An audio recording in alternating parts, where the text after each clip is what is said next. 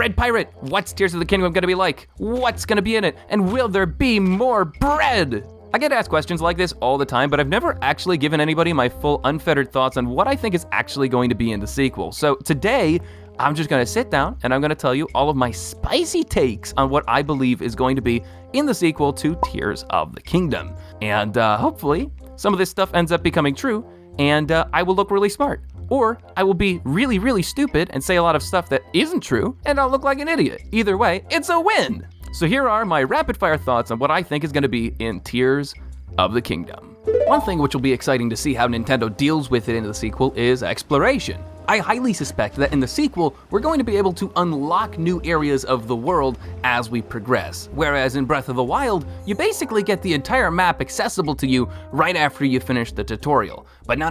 I think that we're going to actually have to unlock Sky Islands before we do them.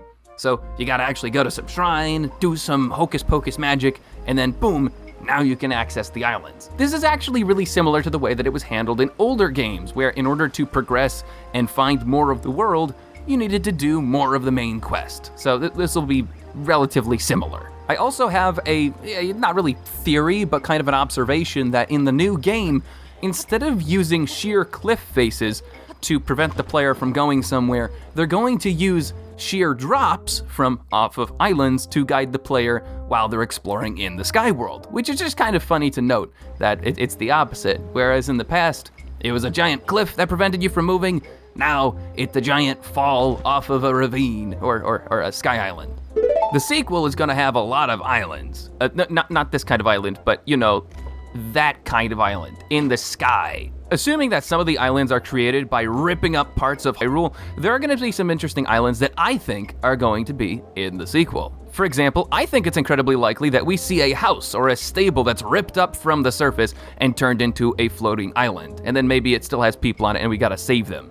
I think it's also likely that we're going to be seeing a pond or lake that's completely ripped up and becomes a source of water and has a waterfall that flows down to the surface. I mean, we've already seen this a little bit, but it's going to be cool to see if they rip up any waterfalls or terrain that's already in Breath of the Wild and just go whoop.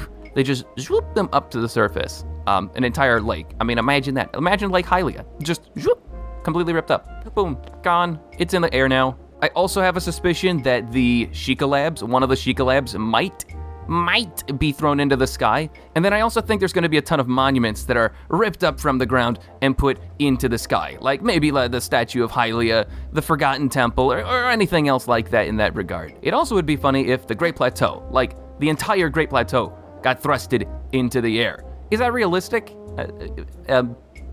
No, but it's possible. And then something that would be really funny is if islands like Eventide just got thrown up into the sky. So it goes from being a water island to being a sky island. Which, you know, that's just clever. That's funny.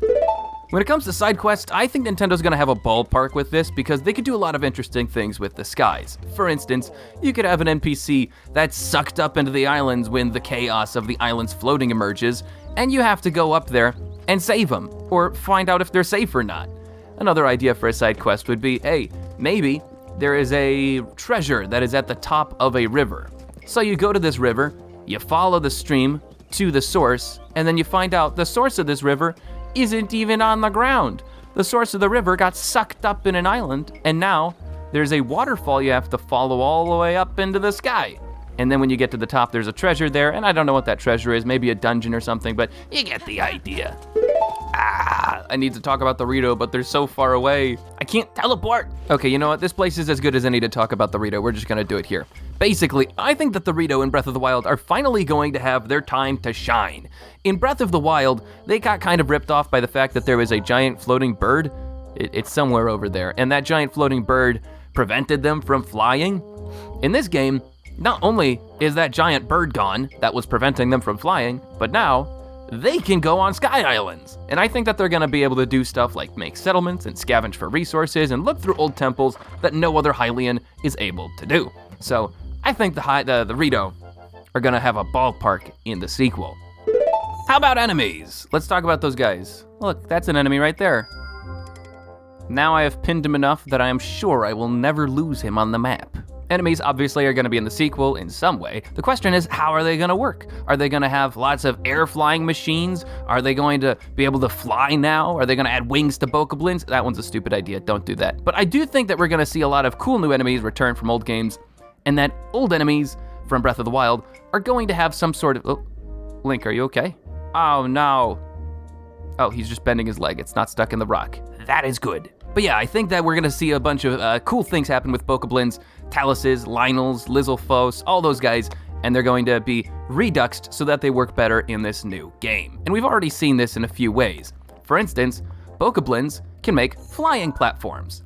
And if they can make flying platforms, then I suspect that they could also add a propeller to that. I already suggested this in an older video, but I'm pretty sure that Nintendo's gonna do something with these flying platforms to make them more interesting. So that Bokoblins, or Bokoblins, I don't even know how you're supposed to say that. I didn't make it. I think they're gonna do things more interesting so that the Bokoblins are actually able to move their machines around and chase you down. And then some enemies I suspect will make a return will be the Poes, because they can fly and they're spooky, Spiders because they can hang down from ledges like on the islands, Mothula because it is a giant flying moth and nothing accentuates flying like a moth, Eralfos, which we saw in Twilight Princess. They're basically Lizalfos, but they can fly, so that's cool. They fly now? Yes, they fly now. Gwei, which were the crows in Twilight Princess and Ocarina of Time. Kargaroks, which are giant bird vultures. We saw those in Twilight Princess and Wind Waker. But I also want to see Keese and Octoroks make a big comeback. They were in Breath of the Wild, but I think that they could be even better by having maybe more variations of them that are larger. And it'd be kind of cool to see the giant Octorok that Sidon fought. Maybe it's like a species, or it's a really rare species of Octorok that you can fight, and they're giant and they eat people. Ah! Something else that needs to be addressed is oceans. Oceans are fine in Breath of the Wild, right? I mean, look, water. Fun. But oceans could be a lot better. They could do things like extending the bottom border of Hyrule so there's more room to sail by, because currently the world border gets really extremely close to the shoreline, and it makes it difficult to sail. And adding a bunch more islands. I mean, if there are sky islands in the sky, it makes sense that maybe some rocks would fall down and create new islands, right? Dogs are gonna be pettable. If they're not pettable, I think that Nintendo will experience a riot, because people have been demanding this for quite some time. And I also think that cats are gonna be added, because if dogs are gonna get some love, then cats are too. And both of them are gonna be involved in some side quests. That might seem a little outrageous to some people, but I genuinely think there's a good chance of that one happening. Hey guys, see that thing? Wanna see it again? All right, let's get to it. Okay, see this place, Sheikah Tech? Yeah, that's gonna be here to stay. I don't think that's going away. We're gonna have Sheikah Tech in some capacity. It just won't be as big of a role, because obviously, we don't have the Sheikah slate in the sequel. We haven't seen it in any of the trailers, and if we do, then it must not be that big a deal because I haven't shown it off yet. And for that part, we also haven't seen any shrines yet. No shrines in the trailers. So I suspect things like that, you ain't gonna see that. That won't exist in the sequel. Instead, it's just gonna be kind of small references and tidbits here and there. And the tech labs, they'll still be around, but they're gonna be focused on studying the islands instead of studying Sheikah technology, ancient Sheikah technology. So that's gonna be interesting to see how that kind of shifts. Talking about story very briefly, it's clear that Link's arm is gonna go chop chop. He's not gonna be able to keep that for very long. Say goodbye to your arm, Link.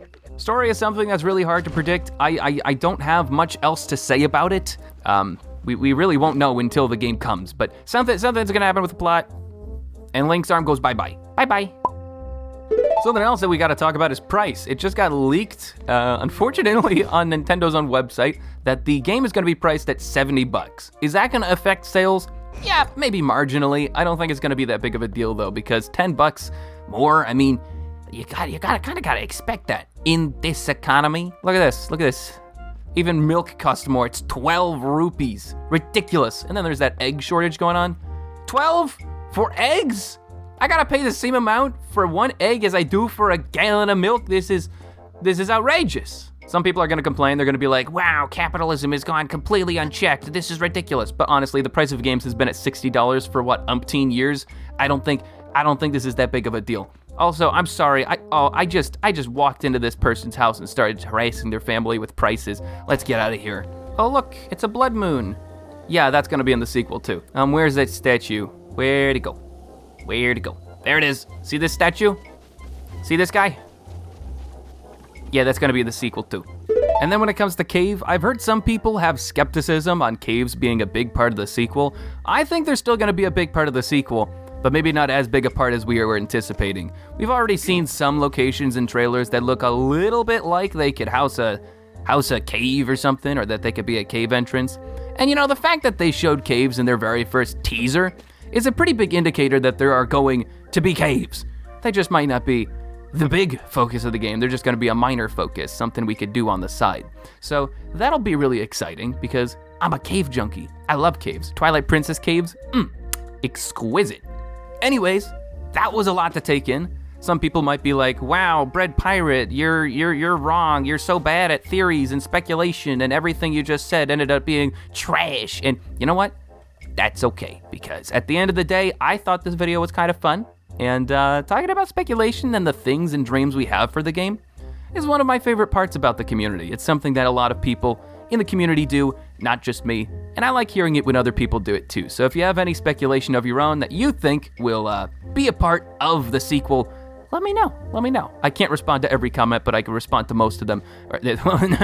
Actually, no, check that. I can't respond to most of them, but I can respond to a lot of them. And hopefully I'll be able to get to yours. As one last thing, make sure you're drinking enough water. I got told recently that YouTubers, if they say drink water, have a kind of like subconscious impact on viewers, and they're like, whoa, maybe I should drink water more frequently. Wow, I sound like a PSA. Anyways, until I see you next time, have fun storming the castle.